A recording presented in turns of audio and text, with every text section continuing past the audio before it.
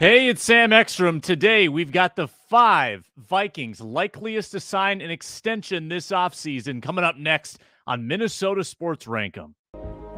This is Minnesota Sports Rankum, part of Locked On Sports Minnesota, and it starts now.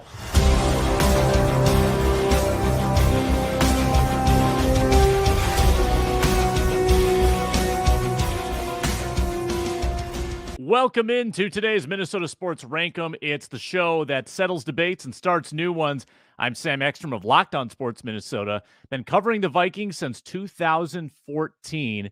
I've got another Viking-centric topic for you today. The 5 Vikings likeliest to sign an extension this offseason. There are so many decisions for this front office to make.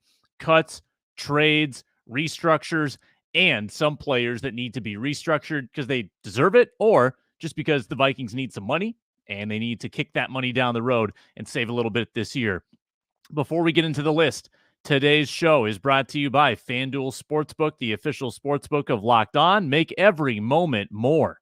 Visit FanDuel.com/LockedOn today to get started. Number 1 on our list, actually, why don't we start with an honorable mention? KJ Osborne. 3 years into his rookie contract, 1 year to go. That means extension time for a lot of players. And I think in a lot of situations, KJ Osborne would be rewarded with an extension. If it was a team that was maybe on the rise, a team with a lot of cap space, a team that was trying to build something, I think KJ Osborne would absolutely be an extension candidate. I'm not sure he is on this particular Minnesota Vikings team. Not when they're going to commit big money to Justin Jefferson, not when Kirk Cousins is still making upper echelon quarterback money. The tight end likely is going to make a lot, and the 2 tackles down the road. They have to make concessions somewhere. I don't think KJ Osborne is going to get that money. Now, can things change in 1 year? Absolutely. If KJ Osborne, again, has a big year for the Vikings, he might go into that free agency spring, and the Vikings might say, hey, we want you badly. Here's the money you want. And he might stick with Minnesota. But I'm not sure they can make that decision this offseason with some of their financial limitations, because when you introduce an extension to a player on a rookie contract like Osborne, contrary to some extensions, that is usually going to add some money in the form of a signing bonus up front. Even though it's prorated, it'll hit a little bit in that first year, usually. And that, again, isn't great for the Vikings cap situation. So I think KJ Osborne might be better off, too, betting on himself and hitting free agency next year, and he might make a lot of money on the open market. But I do think that's an honorable mention as a player that could someday get an extension. Outside chance of that happening for the Vikings this offseason. All right, number 5 on the list, let's go with the quarterback, Kirk Cousins. And we're basically getting the most polarizing player out of the way right away, because Kirk Cousins is the one generating all the discussion right now. The reports is that he doesn't want a 1-year deal. He wants to be given a long-term contract. Kwesi-Adofo-Mensah spoke about this at the Combine and kind of gave a non-answer answer. He said that Kirk Cousins is good enough to be an NFL quarterback, but he also left the door open to say there are other options. There are considerations like who you need to surround that quarterback with, and could they look for a quarterback with a different skill set? I think those are all valid questions to ask.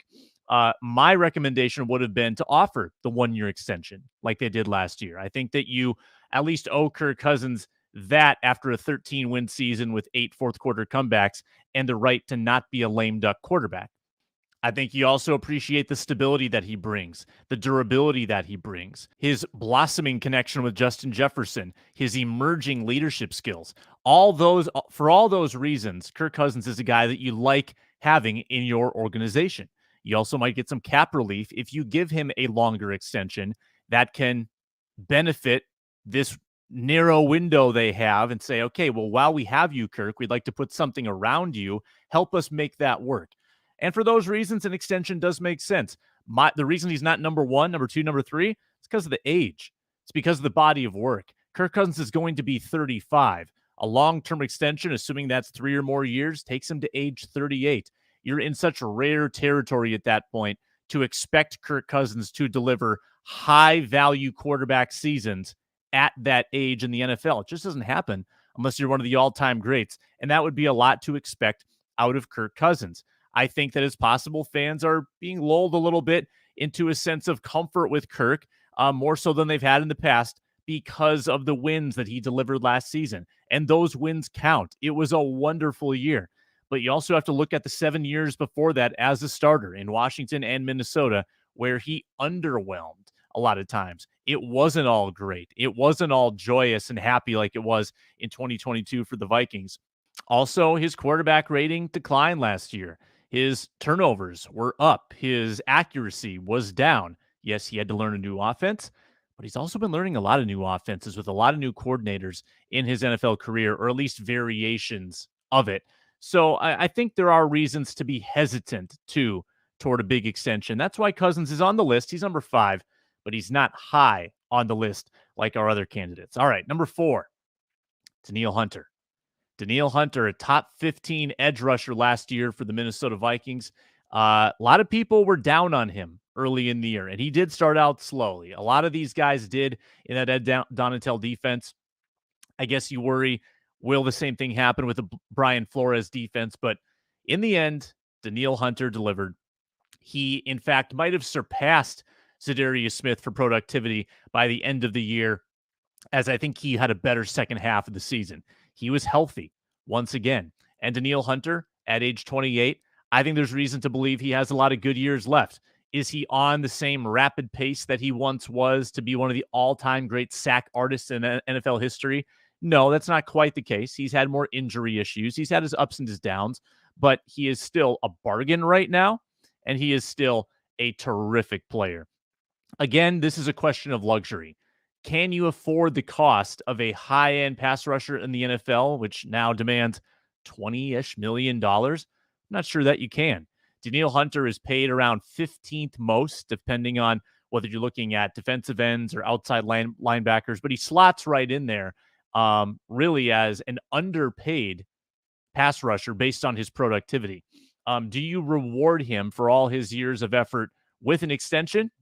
Or do you say, hey, we got to go cheap somewhere with all these offensive pieces we have to pay? Sorry, Danielle. I think that Danielle Hunter would be the preferred of the two between himself and Za'Darius Smith. I think that Kwesi-Adofo-Mensah has seen the value of a potent defensive line from his time in San Francisco. I think Danielle Hunter is on the radar for an extension. He has 1 year left on his deal. This is kind of when it needs to happen.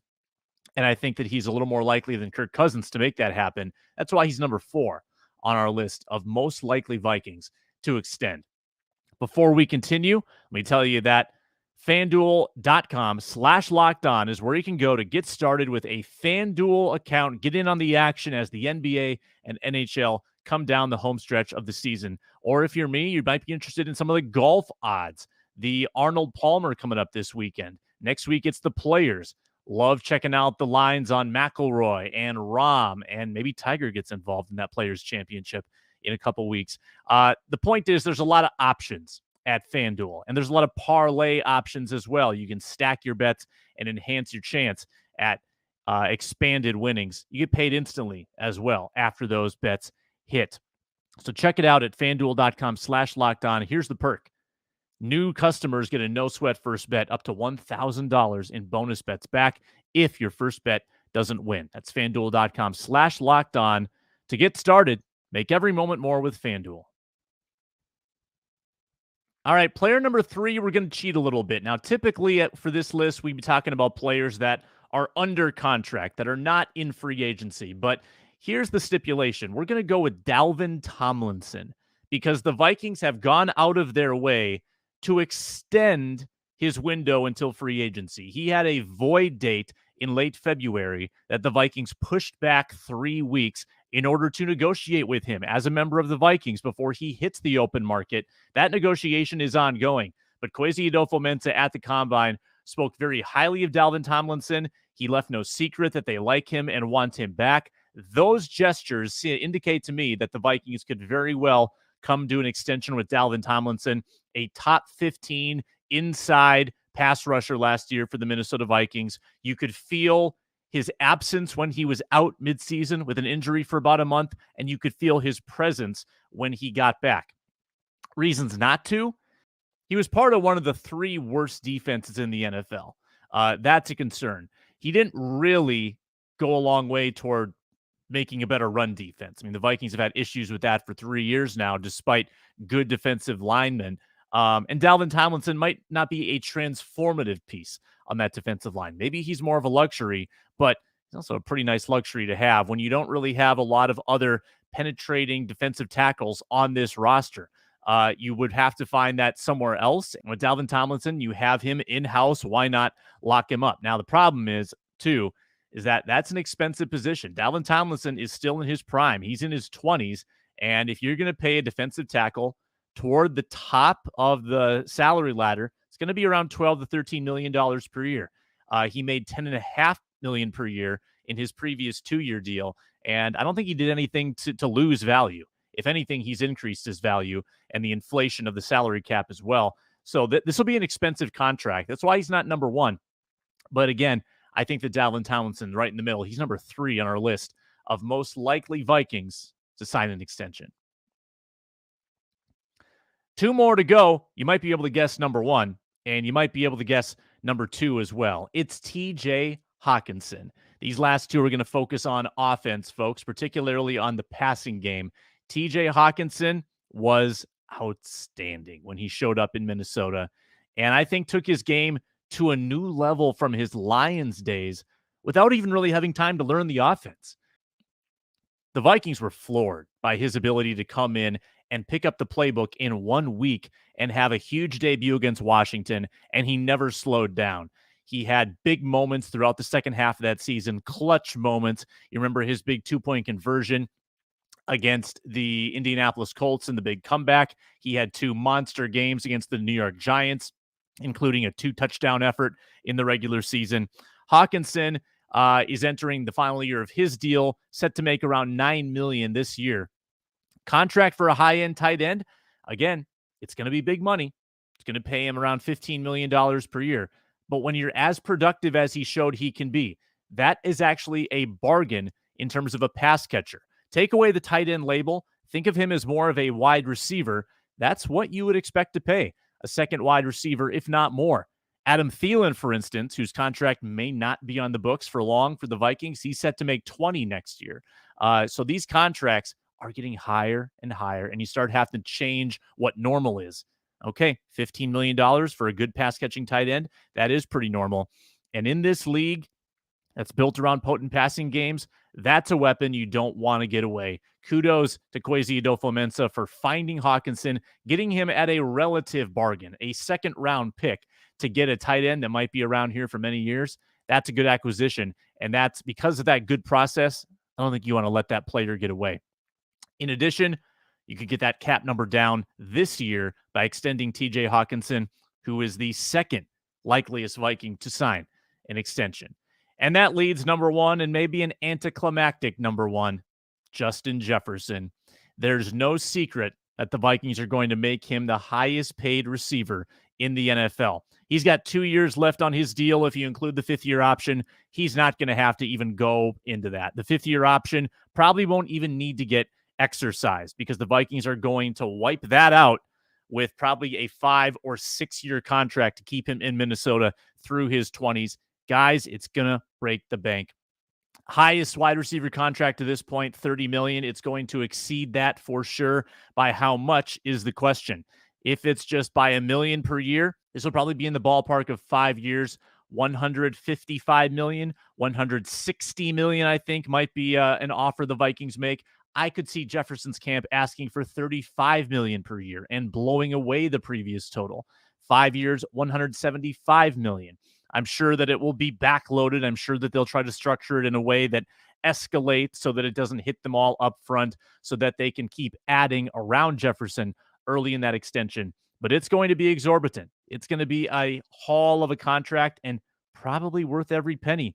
This is a guy that, again, he doesn't get hurt.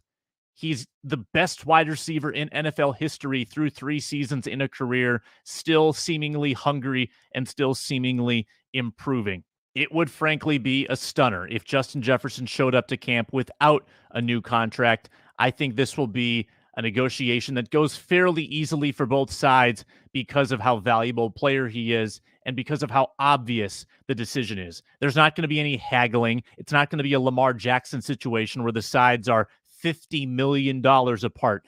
I think it's pretty clear that he's going to be the number one paid receiver. The Vikings get it. He gets it. He's going to set a record, and he deserves it after what he's done for 3 years for the Minnesota Vikings. So that is our number one with a bullet, likeliest Minnesota Viking to sign an extension this offseason. What do you think of the list? Let me know in the comments section. Check me out on Twitter as well, at Sam Ekstrom. You can send me a message on there. Tell me what you think about the top 5. Here it is one more time. Cousins, Hunter, Tomlinson, Hawkinson, and Jefferson, with KJ Osborne the honorable mention. That's the Minnesota Sports Rankum for today. I'm Sam Ekstrom, back on Thursday with a new list. It's the show that settles debates and starts new ones. Talk to you next time.